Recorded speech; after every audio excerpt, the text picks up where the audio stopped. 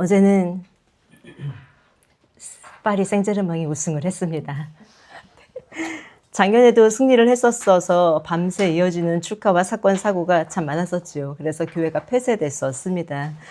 그래서 또 우승을 사실 하기도 전에 어제 잠깐 나갔었거든요. 기도에 참석하려고 나갔었는데 이미 상점들이 문을 다 꼭꼭 닫고 있는 것을 보고 이건 이기든 지든 무슨 일이 생긴다.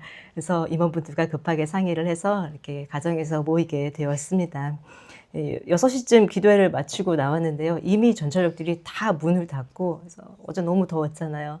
근데 그 연 전철역을 찾으려고 정말 한참을 걸어서 겨우겨우 집에 왔습니다. 프랑스는 사실 축구도 잘하고요. 에펠탑, 루브르 박물관 같은 예술, 문화, 관광도 세계에서 손꼽힙니다. 디올, 샤넬 같은 세계 최고급 명품과 패션을 주도하고 있고요. 와인과 미식, 두말하면 잔소리입니다.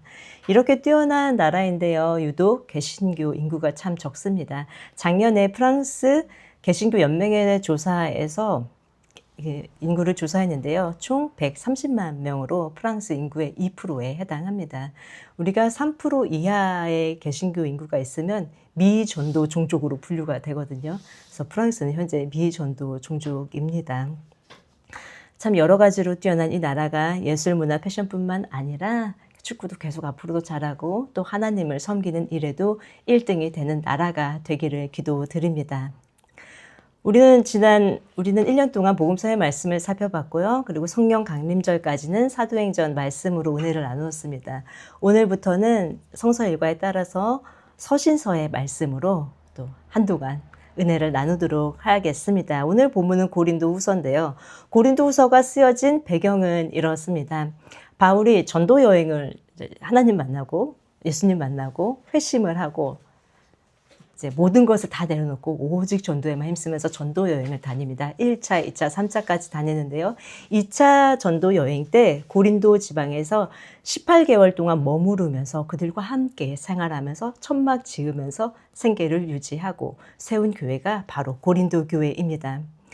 그런데 바울이 떠나 뒤에 문제가 발생합니다. 거짓 교사들이 나타나서요. 바울은 사도가 아니다 라고 말합니다. 그리고 바울이 전하는 복음도 이상해. 저 복음을 우리가 받아들이면 안 돼 라고 말을 합니다. 그뿐만 아닙니다. 바울의 태도도 문제 삼습니다. 바울은 왜 사람 앞에서는 부드럽게 말하면서 편지로는 막 세게 말해? 이거 이중적인 거 아니야? 라면서 태도를 문제 삼고요. 또 정말 별로이지만 외모까지도 비난합니다. 저 외모가 너무 볼품이 없다. 글은 잘 쓰지만 말도 잘 못하잖아. 참 멋이 없다라고 말을 합니다. 바울이 천막을 만들어서 자비랑 선교를 했지만 그것까지도 문제 삼습니다. 바울이 사례비를 받지 않는 것은 우리를 사랑하지 않으니까 관계 맺지 않으려고 안 받는 거야 라고 이야기를 합니다. 만약에 사례비를 받았다면 또 그거 가지고도 뭐라고 하지 않았을까요? 고린도 교인들은 거짓 교사들에게 현혹이 되어서 바울과 복음에 등을 돌렸고 악의적인 말로 바울을 비방했습니다. 바울은 이 소식을 전해 들었습니다. 얼마나 마음이 아팠을까요? 그리고 고린도 교회에 편지를 씁니다. 이러이러했으니 당신들이 어떻게 살아야 한다고 편지를 보내지만 그 편지를 읽고도 아무런 변화는 나타나지 않았습니다. 그래서 이번에는 바울이 내가 직접 고린도에 가야겠다 하고 고린도를 방문합니다. 그런데 거짓 교사의 그 주장들에 넘어간 교인들이요. 바울이 왔는데 어떻게 보면 교회 개척자인데요. 바울을 그 앞에서 모욕을 줍니다. 그래서 바울이 심한 상처를 받고 내가 눈물 뿌리며 18년이 아니라 18개월 동안 함께하며 사랑한 성도들인데 이렇게 면전에서 당신은 잘못되었습니다 라는 말을 듣고 다시 돌아옵니다. 그리고 상처를 받았지만 어떻게 그 성도들을 바울이 잊겠습니까? 눈물을 흘리며 또 편지를 씁니다. 그들이 바울에 대해서 문제 삼은 모든 것들을 하나씩 다 변증하고 자신의 아픈 마음을 담아서 우리 공동체가 어떻게 해야 회복이 되어질지 고린도 교회를 위해서 해결책을 모두 기록해서 보냅니다. 이렇게 편지를 1번, 2번, 3번 보냅니다. 고린도 후서는요, 그 3번의 편지를 엮어서 만든 성경이고요. 오늘 본문은 두 번째 편지에 해당하는 부분입니다. 교회 공동체가 어려운 상황에 처했을 때 바울은 오늘 본문을 통해서요 5가지 해결책을 제시합니다. 그 해결책을 무엇인지요? 11절을 중심으로 고린도후서 13장 11절을 중심으로 한 가지씩 살펴보도록 하겠습니다. 먼저 11절에 보면 끝으로 말합니다. 형제자매 여러분, 기뻐하십시오. 기뻐하라고 합니다. 그런데 기뻐하라고 말하기 전에 어떻게 부르고 있냐면요. 형제자매 여러분, 형제자매. 오늘날 그냥 우리는 흔히 형제님, 자매님이라는 말을 하지만 이 말은 정말로 우리가 한 피를 나누고 한 몸을 나눈 나의 가족, 나의 형제라는 뜻이지요. 매우 정감 어린 표현입니다. 자신을 향해서 사도도 아니고 외모도 볼품 없다고 말한 사람들, 뒤에서도 아니고 그 앞에서 그런 말을 한 사람들을 바울은 여전히 형제로 여깁니다. 그냥 여러분이라고 부를 수도 있죠. 그렇지만 나는 당신들을 형제로 여깁니다. 라는 것을 보여주기 위해서 형제자매 여러분. 여전히 어떻게 생각하면 당신들은 교인도 아닙니다. 라고 생각할 수 있지만 여전히 교인이고 여전히 성도로 믿는 자로 함께 피를 나눈 사람으로 고린도 교인들을 여깁니다. 인간적인 눈으로 바라보면 이 거짓 교사에게 넘어간 고린도 교인들의 행태만 봤을 때 이 교회에는 희망이 없다라고 여겨질 수도 있습니다. 그러나 바울은 그렇게 생각하지 않습니다. 아무리 분쟁과 악독으로 황폐화되었더라도 그리스도의 능력으로 다시 가족이 될 수 있음을 형제자매 여러분이라는 호칭으로 보여주고 있습니다. 바울은 첫째로 기뻐하라고 하는데요. 문제가 있는 교회에 회개하세요가 아닌 기뻐하세요 라고 합니다. 왜냐하면 사실 이들은 이미 이미 두 번째 편지를 받고 이제 마음이 좀 울림이 있었습니다. 그래서 디도를 통해서 우리가 잘못한 것 같습니다. 회개합니다 라고 말을 했고 디도가 그 소식을 바울에게 전해줬거든요. 그 소식을 듣고 바울이 너무 기뻤습니다. 누군가 나에게 잘못했을 때 내가 잘못했어 라고 말을 하면 우리 보통 이러지 않나요? 뭘 잘못했는데? 근데 바울은 뭘 잘못했는데? 라고 묻지 않습니다.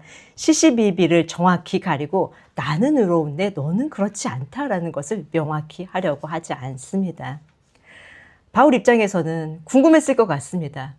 거짓 교사한테 제일 먼저 넘어간 사람 누굽니까? 그리고 그 사람을 따랐던 사람들 누굽니까? 그 사람들 차례대로 1년간 근신, 6개월 근신 자중하십시오. 라고 했을 법도 싶은데 그렇게 하지 않고 오히려 아무 말도 하지 않고 묻지도 따지지도 않습니다. 형제자매 여러분, 선악과를 먹은 인류의 증상이 뭔지 아시나요? 몇 가지 증상이 있는데요. 그중 한 가지는 바로 자신의 옳음을 증명하는 것입니다.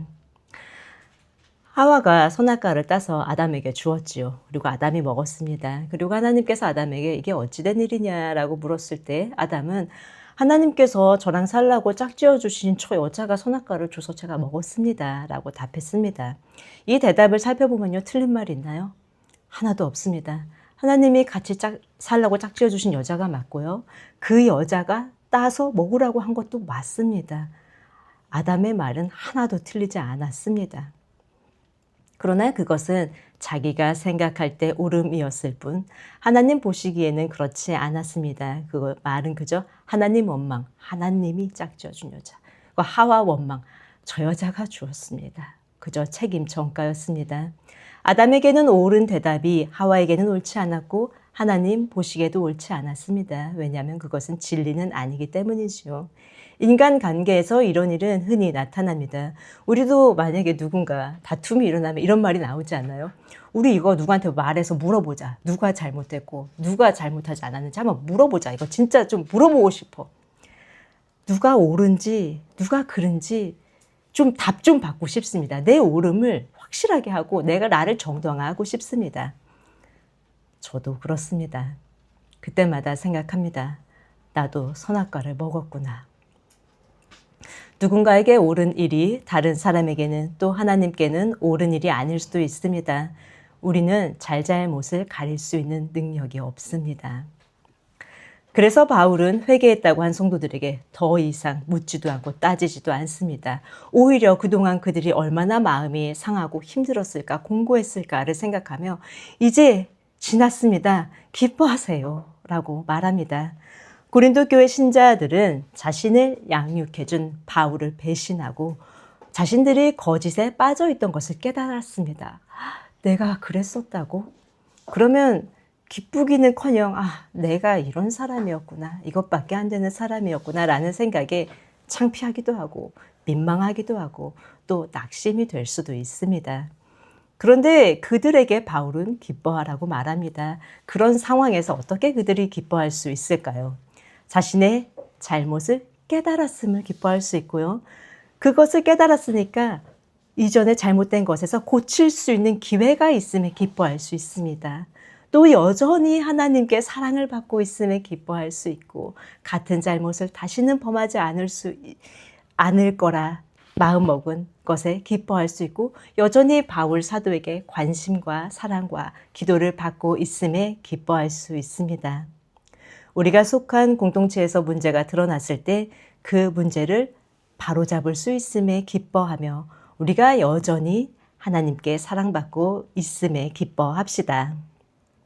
두 번째는 온전하게 되기를 힘쓰십시오 라고 말합니다. 온전하게 되기를 힘쓰십시오는 회복을 위해 힘쓰십시오. 온전하다는 말은 이제 회복이랑 같은 단어거든요. 회복을 위해 힘쓰라고 번역할 수도 있습니다. 온전하게 되기 위해서는 먼저 각 사람의 속사람이 회복되어야 합니다. 이제까지 마음속에 가득했던 그동안의 분쟁과 다툼, 비난의 마음을 내려놓고 내 속사람을 먼저 돌보아야 합니다. 척박하고 황폐한 땅에서 이제는 주님께서 계신 시냇물이 흐르고 풀밭이 있는 푸른 풀밭으로 돌아와야 합니다.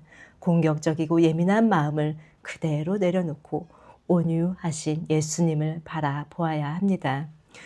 그렇게 함으로써 내 내면이 회복된 후에는요, 그 다음은 관계의 회복에도 힘써야 합니다. 그런데요, 관계 회복은 그냥 되어지지는 않습니다. 우리가 몸이 회복되어지려면 좋은 음식도 먹어야 되고요. 운동도 해야 하지요. 행동이 따라야 합니다. 그와 마찬가지로 관계의 회복을 위해서도 행동이 따라야 합니다.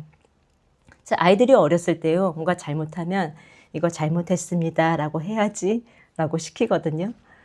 근데 우리 인간관계도 그렇습니다. 내가 무언가를 잘못한 게 있으면은 하나님 앞에도 회개하고 그 사람에게도 내가 미안했어 라고 말해야겠습니다. 저희 어머니께서요, 아주 한때, 항상은 아니고요, 잠시 동안 저를 매우 강도 높은 통제로 저를 다스리고 싶어 하시던 때가 있었는데요. 제가 마트에 갔다가 조금만 늦게 와도 전화를 하십니다. 어디냐? 그래서 계속 전화를 하십니다. 그러다가 어쩌다 전화를 못 받으면 마트로 찾으러 오십니다. 그뿐만이 아니라 막 사사건건 저와 의견이 부딪히는 일들이 너무너무 많았습니다. 그런 상황에 저는 너무 숨이 막혀서 정말 이렇게 나는 작은 새 같고 이 작은 새를 엄마가 이렇게 꽉 쥐고 있는 것 같이 숨이 너무 막혀서 엄마에게 말했습니다. 엄마, 나는 이러하면 너무 힘듭니다. 엄마, 나한테 그동안까지 이렇게 한 거 사과했으면 좋겠어요. 그런데 저희 어머니가 이렇게 말씀하시더라고요. 말을 들어보니까 내가 잘못한 것 같긴 한데 부모가 무슨 자녀한테 사과냐. 그리고 저는 엄마, 부모여도 자녀에게 잘못한 게 있으면 사과를 하셔야 됩니다. 입장을 굽히지 않았습니다. 저와 어머니의 관계는 한동안 그런 팽배한 신경전에 계속되었습니다. 그러다가 어느 날 어머니께서 그냥 건성으로 그래 내가 잘못했다 됐냐? 이러시는데 더 화가 났습니다. 그런 사과 하지 마세요. 정말로 눈물 흘리면서 울면서 정말로 사과하란 말이에요. 막 이렇게 이야기를 했는데요. 그런데 정말로 어느 날 어머니께서 제 앞에서 눈물을 펑펑 쏟으시면서 심지어 무릎까지 꿇으시고 내가 너에게 정말 잘못했다. 내 자녀가 아니고 하나님의 자녀인데 정말 미안하다 하면서 정말 눈물을 그렇게 막 쏟으셨습니다. 그런데 그 말을 듣자마자 그 모든 과거가 억눌렸던 그 모든 마음이 다 사라져 버렸습니다. 앙금이 실 오락이 하나만큼도 남아있지 않습니다. 그때부터 하나님의 사랑을 근간으로 한 모녀관계가 새롭게 정립되었습니다. 부모님이 자녀에게 먼저 미안하다고 말하는 게 얼마나 힘들었을까요? 특히 옛날 분이시고 약간 가부장적인 집이었거든요. 손을 내미는 게 자존심 상할 수도 있습니다. 내가 한 수 접고 들어가는 게 싫을 수도 있지요. 그러나 우리가 온전하게 되기 위해서는 회복을 위해 마음뿐 아니라 그런 행동이 내가 먼저 열고 내가 먼저 접근하는 다가가는 행동이 따라야 합니다. 멀어지고 이미 서먹한 관계라 할지라도 회복을 위해서 잘 지내고 있는지 문자 한 통 보낼 수 있고 전화로 안부를 물을 수도 있고요. 기도를 드릴 수도 있습니다. 회복되어야 할 관계가 있다면 먼저 손을 내밀어 온전케 되기를 회복되시기를 기도드립니다. 세 번째는 서로 격려해야 합니다. 먼저 손을 내밀고 사과의 행동이 있었다면요. 그다음에 접촉점이 있었다면요. 그 다음에는요. 서로 격려해야 합니다. 바울의 마음이 그 당시 생각해 보면 얼마나 많이 상했을까요? 마음이 상해 있는 바울과 화해를 진정한 화해를 하고 관계를 유지를 하려면 그 상한 마음을 풀어주어야 합니다. 회개가 상한 마음의 문을 여는 첫 출발점이었다면 격려는 그 마음을 회복의 길로 돌아서게 하는 그 길로 가게 하는 힘입니다. 바울에게 만약에 성도들이 이렇게 말했다고 하면 그동안 참 많이 애쓰셨습니다. 힘내세요. 저도 앞으로는 힘이 되어드릴게요. 우리를 위해 주셔서 정말 고마워요. 보내주신 편지 너무 잘 읽었습니다. 이렇게 말을 했다면 이런 격려의 말이 바울에게 얼마나 힘이 되어졌을까요? 생각해보면 저도 아이들에게 격려의 말을 잘 못했던 사람인 것 같습니다. 프랑스에서 아이들이 학교에서 다녀와서 너무 힘들어. 엄마 프랑스 학교 정말 힘들어. 이러면 너는 정말 너무 편한 소리를 하고 있구나. 한국 애들은 밤 12시까지 학원 다니는 거 알지? 밥 먹을 시간도 없어. 중간에 그냥 어디 가서 대충 먹어야 되고 집에 들어오면 2시까지 숙제하고 아침 일찍 일어나서 학교 가야 돼. 그럼 아이들 표정이 별로 안 좋죠. 그리고 제가 학교를 다니게 되었습니다. 근데 하루 종일 불어로 수업 듣고 이 익숙하지도 않는 문화권에서 하루 종일 눈치 보고 긴장하고 있다 보니 집에 오면 녹초가 되더라고요. 그래서 아이들의 심정을 조금 알게 됐습니다. 그리고 이제는 아이들이 학교에서 다녀오면 애썼어, 쉬어. 그럼 얼마나 그 표정이 흐뭇한지요. 우리가 공동체 안에서 서로를 바라볼 때 이 정도는 당연히 해야지 라고 생각하는 것들이 있을 수도 있습니다. 저도 아이들한테 그렇게 했던 것처럼요. 그러나 사실은 모두가 각자의 자리에서 나름대로 다 애쓰고 있습니다. 우리가 지난주에 안전 문제를 예배 후반부를 공원에서 드렸잖아요. 근데 루미랑 다미가 아이스크림을 사 먹으러 이제 잠깐 나갔다가 다시 돌아왔을 때 이제 몇몇 사람은 집에 귀가한 후였거든요. 그때 다미가 이런 말을 했습니다. 언니 오빠들 어디 갔어? 다시 왔으면 좋겠는데 서운해. 근데 그 말이 얼마나 뭉클했는지 모릅니다. 그렇지, 우리가 존재 자체로 서로에게 힘이 되고 기쁨이 되는 사람들이지, 없으면 보고 싶은 사람들이지, 함께 있는 것만으로 행복한 사람들이지. 고린도 교회 교인들도 바울이 자신들을 위해 18개월 동안 동거동락하며 예수님을 소개해 준 것에 대해서 고마웠을 것입니다. 그리고 그 고마움이 느껴지면 우리는 격려를 할 수밖에 없지요. 우리 공동체도 우리 옆 사람이 우리가 함께 해야 하는 참 소중한 사람이고 존재만으로 기쁨이 되어지며 함께 해야 될 형제 자매로 격려하는 공동체가 되었으면 좋겠습니다. 우리 그런 의미로 옆 사람과 한번 인사할까요? 오시느라고 수고하셨습니다. 함께 해주셔서 감사합니다. 존재해 주셔서 고맙습니다.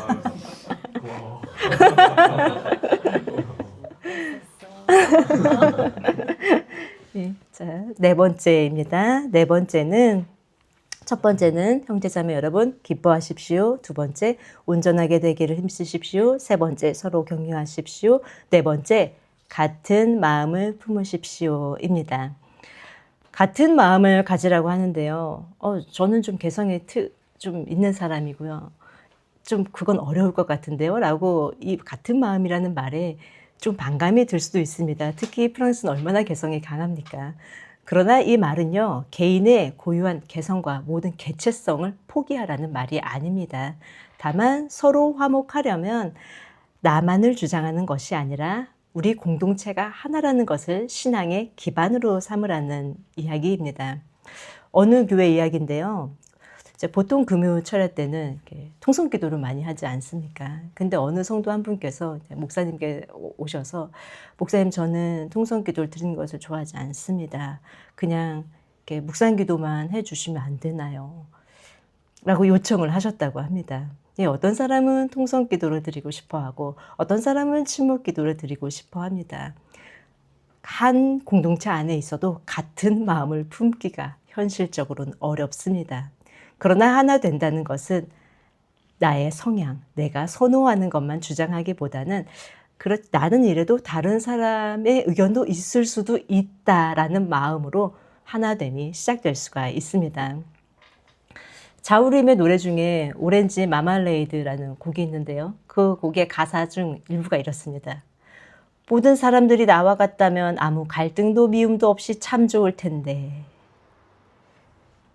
공감이 되는 가사입니다. 모든 사람들이 다 나와 같이 느끼고 나와 같이 생각하고 나랑 가치관이 같고 그러면 얼마나 편하겠습니까? 직장에서 상사도 나랑 똑같이 생각하니까 부딪힐 것도 없고 가족 간에도 그렇고 관계는 정말 수월할 것 같습니다. 그러나 현실은요, 나를 낳아주신 부모님과 나는 너무 다르고 또 뭐 수십 년을 함께 산 배우자도 마찬가지입니다. 때로는 내 뱃속으로 낳은 아이조차 정말 내가 낳은 아이가 맞나 싶은 생각이 들 때도 있습니다. 그래서 그 다름으로 인해서 우리는 부딪힙니다. 이런 측면에서 어떻게 보면 같은 마음을 갖는다는 것은 불가능한 일이기도 한 것 같습니다. 그렇다면 어떻게 바울 사도는 그런 것을 모르지 않았을 텐데요. 그럼에도 불구하고 같은 마음을 가지라고 명령할 수 있었을까요? 인간적으로 생각하면 불가능하지만 성령의 능력으로는 가능하기 때문입니다.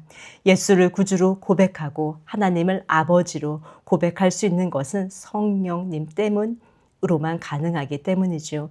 그 한 성령님을 받았기 때문에 우리는 성령님 안에서 같은 마음을 가질 수 있습니다. 개인적으로는 차이가 있고 다른 가치관이 있어도 교회를 위한 같은 마음을 가질 수 있고요. 형제를 위하고 형제를 사랑하는 같은 마음을 가질 수 있고요. 하나님을 공경하고 경외하는 같은 마음을 가질 수 있습니다. 성령님은요, 때로는 불같은 성령님으로 임하시고 때로는 비둘기 같은 성령님으로, 때로는 바람 같은 성령님으로 임하십니다. 그렇기에 불같은 성령님을 체험한 사람이 비둘기 같은 성령님을 체험한 사람에게 이 사람은 제가 보니까 성령 받지 못한 것 같아요 라고 말할 수 없지요. 반대의 경우도 마찬가지입니다. 성령의 모습은 한 가지 모양이 아니니까요. 우리 모두는 다 다릅니다. 그러나 한 분이신 주님을 믿고 한 분이신 성령님으로 같은 마음, 같은 신앙의 근간을 가질 수가 있습니다. 서로 다름이 발견되어진다 할지라도 우리는 한 성령님으로 연결된 한 지체임을 기억합시다. 공동체가 어려울 때 해야 할 것 다섯 번째 마지막은 화평하게 지내는 것입니다. 화평하게 지내십시오. 물론 모두가 화평하고 싶습니다. 마음이 편안하고 싶습니다. 그래서 내가 마음이 잘 맞는 사람들과만 함께할 때가 많지요. 나랑 마음이 잘 맞는 사람과 있을 때가 마음이 가장 편안하니까요. 그렇지만 반대로 나랑 의견이 부딪히고 뭔가 나랑 좀 안 맞는 것 같은 사람이 있으면 그냥 뭐 나한테 잘못한 것도 없는데 그냥 불편하고 좀 빨리 그 자리에서 좀 빨리 집에 가고 싶고 그렇기도 합니다. 그런 의미에서는요, 형제와 화평하게 지내는 것은 우리가 힘을 다해서 억지로 그 화평을 이룬다기보다는 네 번째로 말씀드린 같은 마음을 가질 때 같은 마음을 가진 사람과 있으면 마음이 편안하니까 화평은 그에 따른 열매로, 결과로 나타나게 됩니다. 반면에 같은 마음을 갖지 못하면 공동체는 분쟁과 당지는 것으로 화평과는 거리가 멀어지게 됩니다. 서로를 응원해주고 격려해주는 공동체, 서로가 힘이 되고 기쁨이 되는 공동체가 아니라 오히려 피로감만 주고 이러느니 차라리 얼굴을 안 보고 싶다라는 것이 마음이 더 편한 상황이 되어버리고 맙니다. 그런데 교회라는 곳은요, 갈라지고 마음이 갈라질 때 보면 꼭 진리의 문제만으로 마음이 갈라지지는 않더라고요. 실제 어느 교회 이야기인데요. 이제 커튼을 새로 교체를 해야 합니다. 어떤 사람들은 예수님의 부활을 기념하며 상징하는 흰색으로 커튼을 맞춥시다. 어떤 사람들은 무슨 말입니까? 예수님의 보혈이지요. 붉은색으로 해야 합니다. 그리고 두 파는 첨예하게 대립했습니다. 결국 교회는 두 개가 되었습니다. 커튼 문제로도 공동체가 와야 되더라고요. 주님의 몸된 교회가 갈라져야 할 만큼 커튼이 중요했을까요? 사실 냉정하게 생각해 보면요. 교회가 두 개가 되고 각 성도들이 마음 맞는 사람들끼리 각 교회가 잘 성장해 나가면 그건 감사한 일입니다. 하지만 문제는 그 분쟁을 목격한 믿음이 연약한 지체들입니다.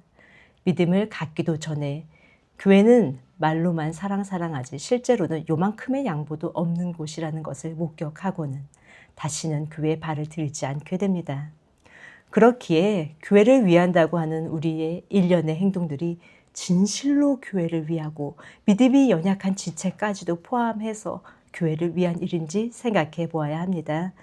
교회는 건물이 아니고 주님을 믿는 사람들의 모임이기 때문에 교회를 위한다는 것은 다른 말로 하면 형제를 위한다는 말이니까요. 교회를 위한다는 대의를 내세우지만 형제에게 상처가 된다면 다시 생각해 보아야 합니다. 그 공동체가 같은 마음을 가질 때만이 화평이 따라옵니다. 다른 말로 하면 공동체가 평안을 누리지 못하고 있다면 같은 마음을 갖고 있지 못한 것이지요. 우리 각자가 모두 다른데 어떻게 자꾸 같은 마음을 가지라고 하십니까? 바울 사도는 같은 마음을 갖기 위한 실질적인 비결을 우리에게 알려줍니다. 에베소서 4장 2절의 말씀을 제가 읽겠습니다.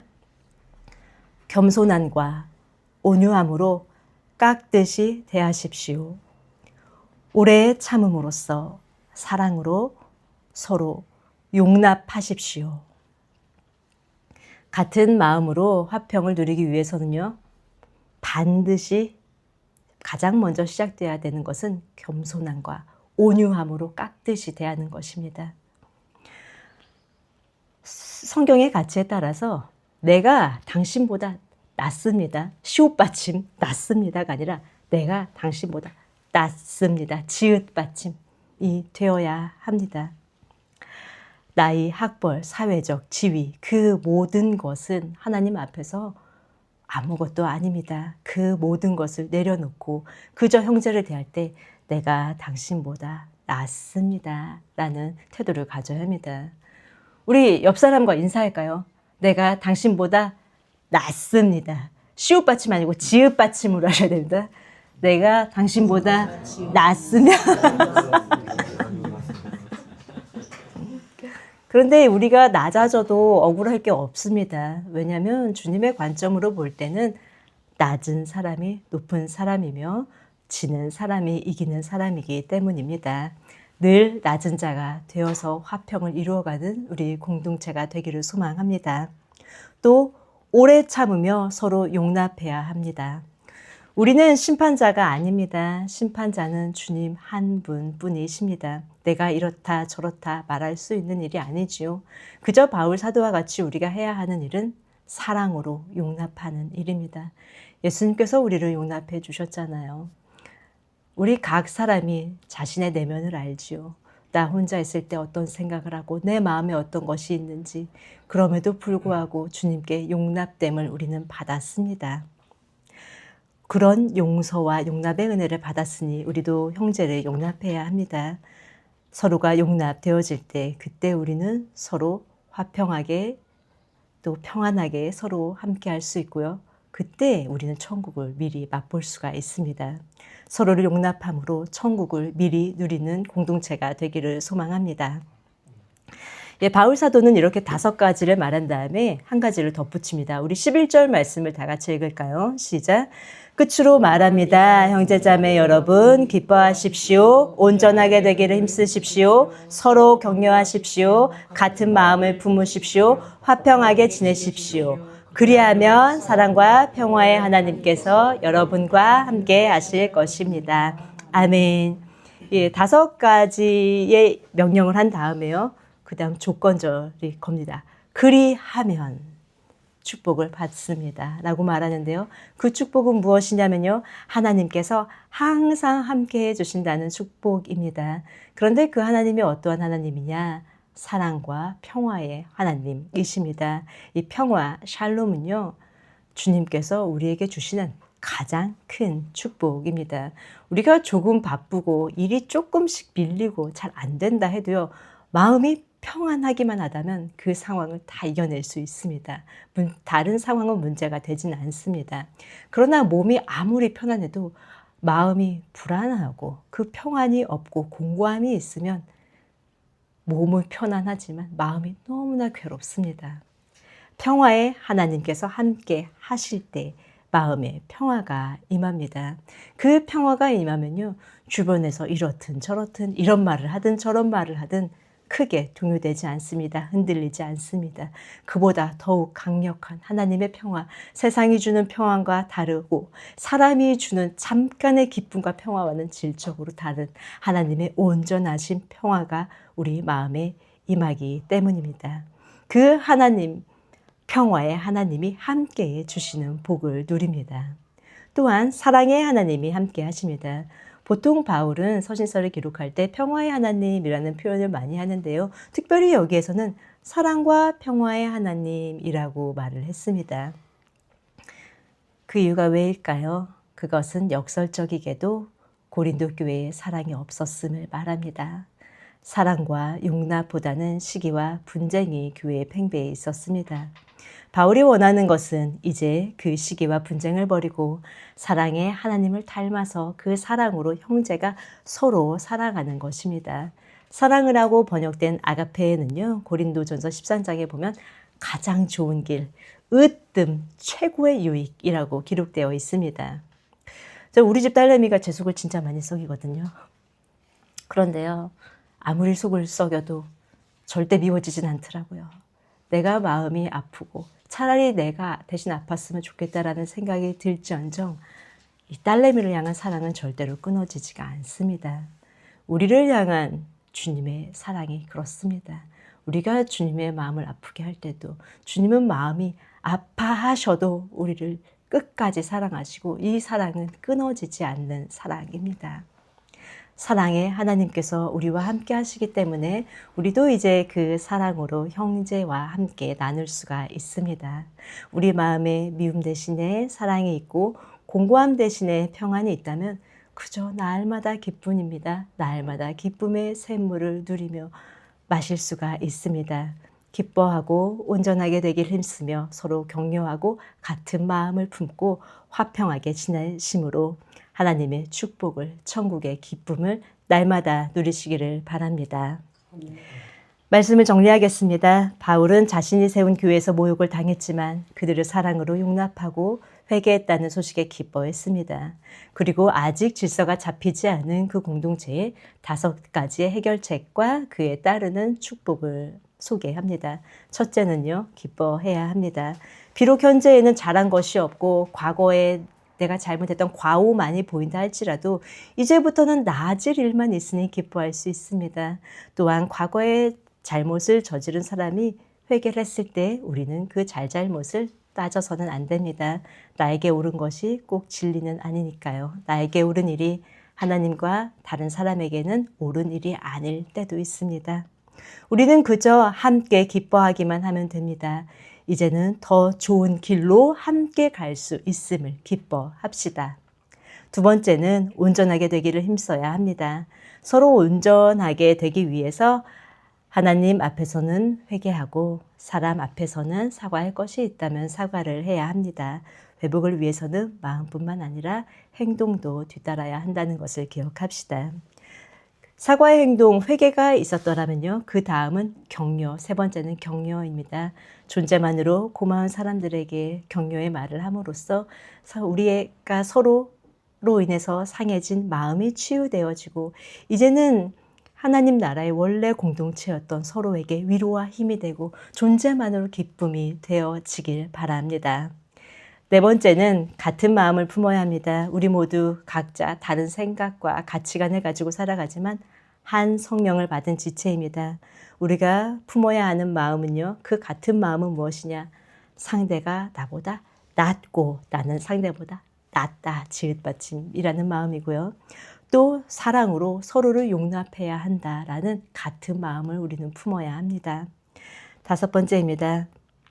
이런 같은 마음을 품을 때 우리는 화평을 누릴 수가 있습니다. 그리고 이 화평을 누릴 때 천국의 기쁨을 매일 누릴 수 있으며 주변의 어떠한 상황에도 흔들리지 않는 하나님께서 주시는 복된 삶, 축복의 삶을 매일 살아갈 수 있습니다. 이 다섯 가지 말씀에 올바르게 응답하는 사람에게는 사랑과 평화의 하나님께서 함께 하십니다. 어떤 상황에서도 세상이 줄 수 없는 평안을 누리며 흔들리지 않는 반석과 같은 바위 같은 사람이 됩니다. 하나님의 말씀에 올바르게 응답하여서 사랑과 평화의 하나님과 늘 동행하는 저와 여러분이 되기를 예수님의 이름으로 축복합니다. 아멘. 말씀을 생각하시면서 잠시 기도드리시겠습니다.